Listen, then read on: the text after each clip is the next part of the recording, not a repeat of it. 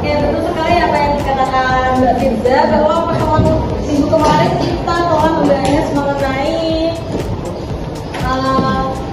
macam-macam tingkatan keanekaragaman hayati. Itu ada keanekaragaman sajian, ekosistem, dan spesies. Kemudian juga membahas mengenai penyebaran flora fauna di Indonesia, kemudian membahas mengenai upaya apa saja yang dapat dilakukan untuk hilangnya flora fauna. Nah, di sini kita akan masih membahas mengenai keanekaragaman hayati. Nah, berdasarkan gambar yang ingin ditampilkan, bagaimana pengaturan posisi pedagang di pasar itu. Nah, baik. Terus, posisi pengaturan pedagang di pasar itu, maksudnya itu dikelompokkan atau gimana? Dikelompokkan berdasarkan apa? Nah, di gambar itu biasanya kita melihat di pasar itu dikelompokkan, misal pedagang sayur itu dikelompokkan menjadi satu, terus pedagang ikan dikelompokkan menjadi satu, dan lainnya. Kemudian di sini ada supermarket. Ini bagaimana penataan barang yang kalian lihat?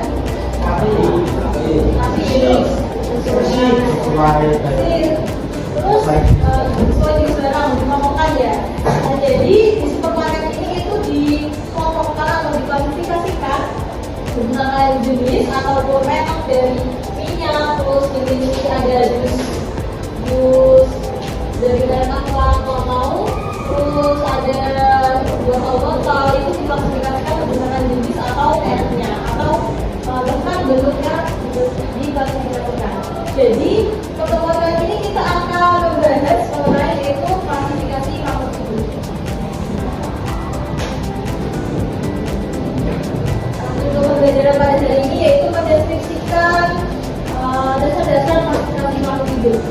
Ada yang tahu klasifikasi makhluk hidup itu apa? Angkat tangan.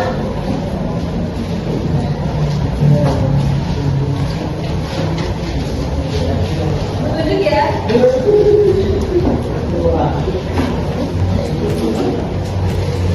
Semoga ada yang pakai kacamata. Apa yang kamu gunakan tentang klasifikasi makhluk hidup?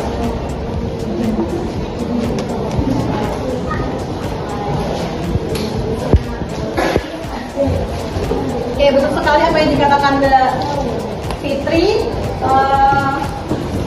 Pengertian klasifikasi ini merupakan pengelompokan berdasarkan ciri-ciri tertentu, yaitu organisme dalam yang memiliki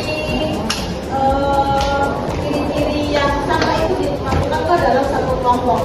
Nah, cabang biologi yang mempelajari tentang klasifikasi yaitu dengan taksonomi. Nah, di sini juga ada tujuan dan manfaat dari adanya klasifikasi makhluk hidup. Yang pertama ada tujuan. Tujuan ini memiliki deskripsi ciri-ciri makhluk hidup yang membedakan antara jenis sehingga mudah dikenal. Kemudian mengelompokkan makhluk hidup berdasarkan ciri-ciri tertentu. Selain itu memiliki beberapa manfaat, yaitu ada menyederhanakan objek seperti biologi yang beraneka ragam sehingga lebih mudah untuk mempelajarinya. Kemudian dapat mengetahui hubungan kekerabatan antar organisme dan yang lainnya. Nah, di sini ada beberapa dasar klasifikasi untuk melakukan klasifikasi makhluk hidup. Yang pertama ada morfologi atau ciri fisik yang bisa kita lihat di luarnya, contohnya misal warna bulu kucing, warna bunga, warna macam-macam bunga, kemudian warna kulit manusia, kemudian ada kandungan gen, kemudian ada cara reproduksi, manfaat, informasi dan mengandung zat biokimia. Berdasarkan dasar-dasar klasifikasi yang kita sebutkan tadi, itu dapat digunakan menjadi sistem klasifikasi ada 4, yaitu ada sistem klasifikasi alam, klasifikasi sistem alamiah, yang kedua klasifikasi sistem artifisial atau buatan, yang ketiga ada klasifikasi sistem filogenetik, dan yang keempat ada klasifikasi sistem modern. Yang pertama, di sini ada klasifikasi sistem alamiah. Klasifikasi ini dilakukan oleh Aristoteles. Klasifikasi ini itu didasarkan pada klasifikasi untuk membentuk takson-takson yang bersifat alami atau tergabung di zat alam. Nah, dasar klasifikasi ini itu karena adanya persamaan sifat atau morfologi. Kemudian Aristoteles ini membagi organisme hidup ini menjadi 2 kingdom, yaitu kingdom animalia atau hewan dan kingdom lantai atau tumbuhan. Nah, hewan itu dikelompokkan menjadi berdasarkan persamaan perilaku dan habitat, sedangkan tumbuhan itu dikelompokkan berdasarkan ukuran dan strukturnya. Ada yang bisa memberikan tentang hewan yang dikelompokkan berdasarkan habitat? Ya, Mas Ino? Berdasarkan habitatnya? Apa? Ikan laut. Terus ada ikan, ada hiu, ada lumba-lumba, paus, dan lainnya. Ini ada contohnya. Berdasarkan habitat dan perilakunya, hewan dikelompokkan yaitu ada hewan darat, hewan air, dan hewan amfibi. Hewan darat ini ada ikong, ada kelinci, ada macan, ada sapi, dan lainnya. Kemudian hewan air ini ada lumba-lumba, kuda laut, gurita, benang laut, dan kukur. Nah, di sebelahnya ada hewan amfibi. Ini ada katak, kepiting, terus ada ular, penyu, ada budaya. berdasarkan persamaan ukuran dan strukturnya terlihat dikelompokkan menjadi ada yang pertama ada tumbuhan pohon. Tumbuhan pohon ini itu memiliki tinggi yang sampai berpuluh-puluh meter dan batangnya berkayu, kemudian memiliki cabang-cabang. Sedangkan bambu itu tingginya itu kurang dari 5 meter dan memiliki cabang-cabang. Sedangkan semak paling gede itu memiliki tinggi itu kurang lebih 1 sampai 2 meter dan memiliki cabang-cabang di permukaan tanah. Jadi pohonnya itu kecil, contohnya misal pohon terong, pohon cabai, kemudian ada apa lagi ya? Apa lagi? Terong, pohon cabai, terus pohon itu nggak pohon itu maksudnya bisa ke dua pohon. Apa? Pohon apel. Pohon apel itu kayaknya termasuk udah semak. Maksudnya ke pohon. Pokoknya contohnya itu pohon di contohnya itu ada pohon kelapa, pohon bibi, pohon jati. Sedangkan tadi itu sebenarnya ada pohon bunga mawar, bunga lavender dan lainnya. Kemudian yang kedua itu ada klasifikasi sistem pembuatan atau artifisial. Nah, klasifikasi ini itu untuk tujuan praktis, yaitu untuk mengelompokkan berdasarkan penggunaannya. Berdasarkan penggunaannya, tumbuhan itu dikelompokkan menjadi tanaman obat, tanaman hias, tanaman makan pokok, kemudian tanaman sadang dan sebagainya. Ada yang bisa menjadikan salah satu contoh pengelompokan ini? Pengelompokan tanaman obat apa saja? Jahe, terus kunyit, buas,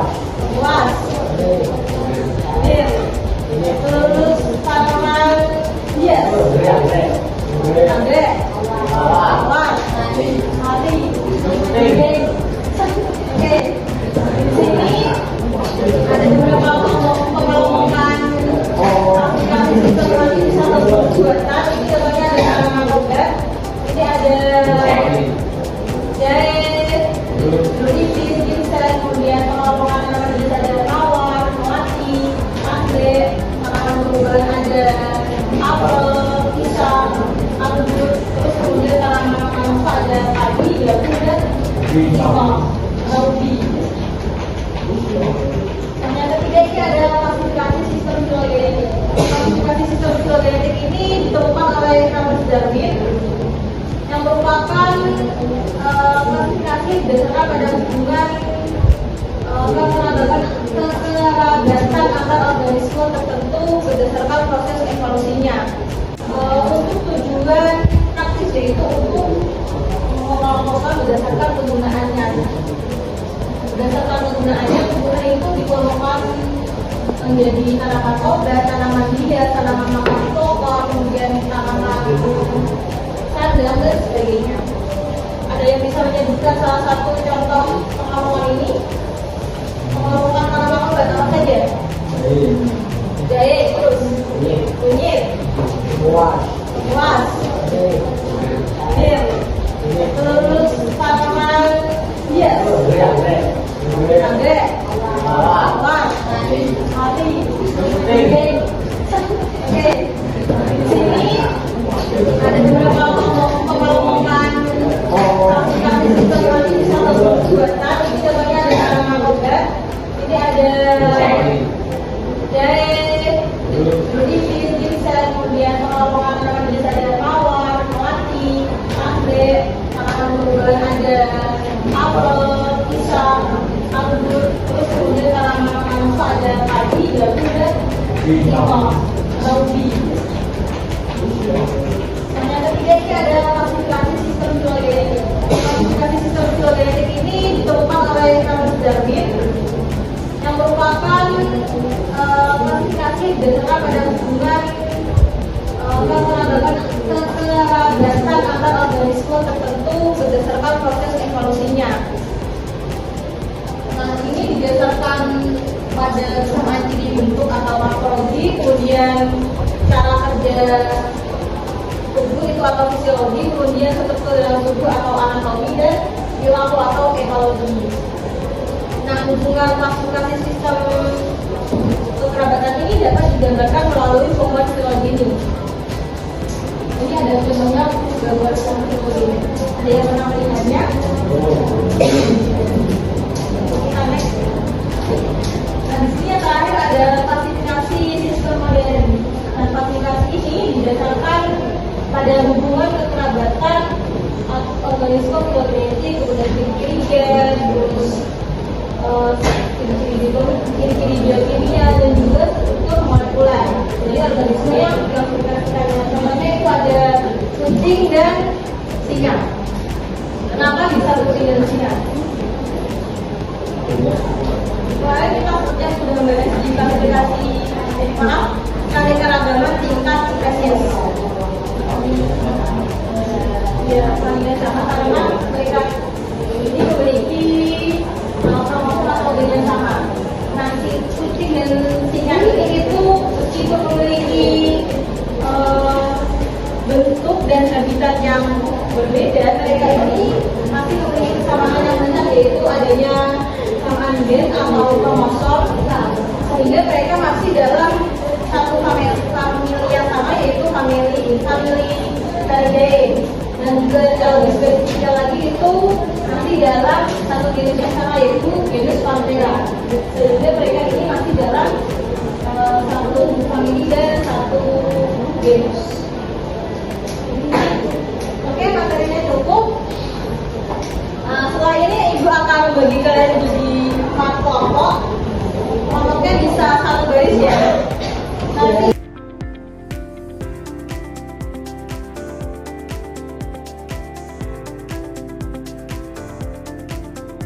jawaban dan soal ini itu ancam, jadi kalian bisa mengumpulkan misal ini ada klasifikasi sistem alamiah, sistem akal sosial, dan geogenetik serta modern.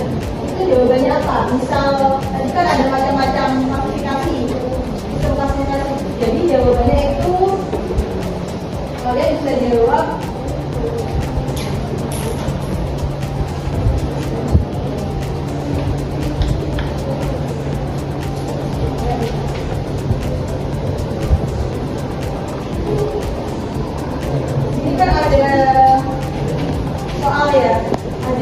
gambar, yaitu tadi gambar habitat hewan air itu ada kuda laut, terus kepiting, lumba-lumba serta berita. Di sini itu kalian cari apa ya pasangannya. Ini tuh apa? Misal ini tadi kan hewan berdasarkan habitat, kalian bisa mencari jawabannya di sini. Ini kan tadi hewan berdasarkan habitat ya. Jadi kalian mencari jawabannya di yang atas ini. Paham? Oke, bisa itu lagi ya.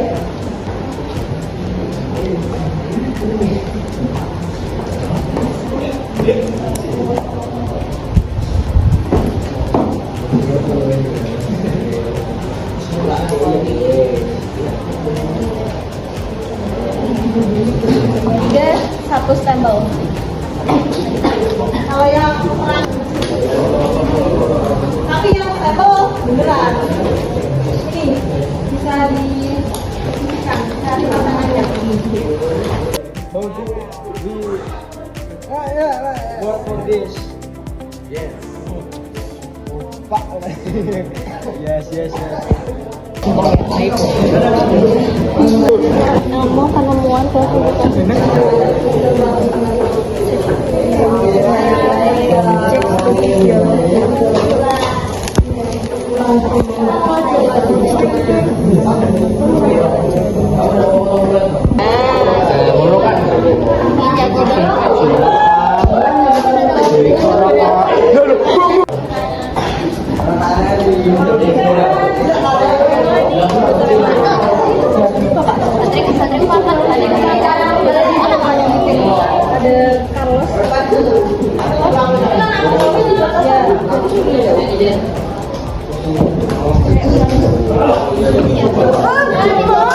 Kan berarti manfaat.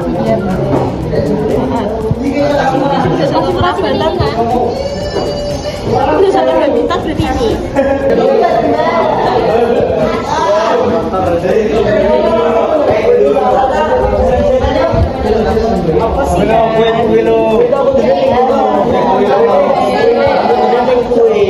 Iya tak.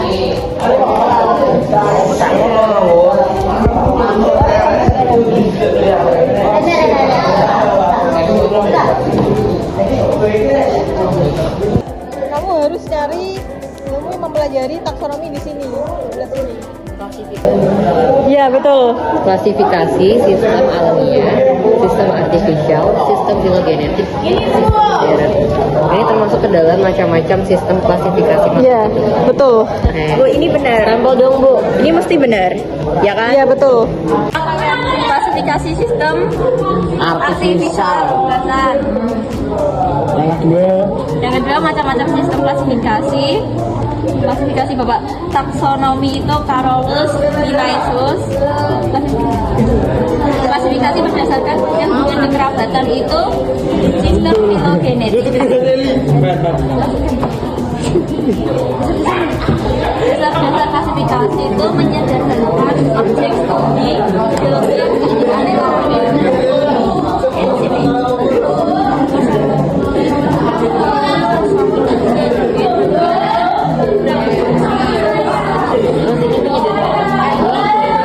Yang manfaat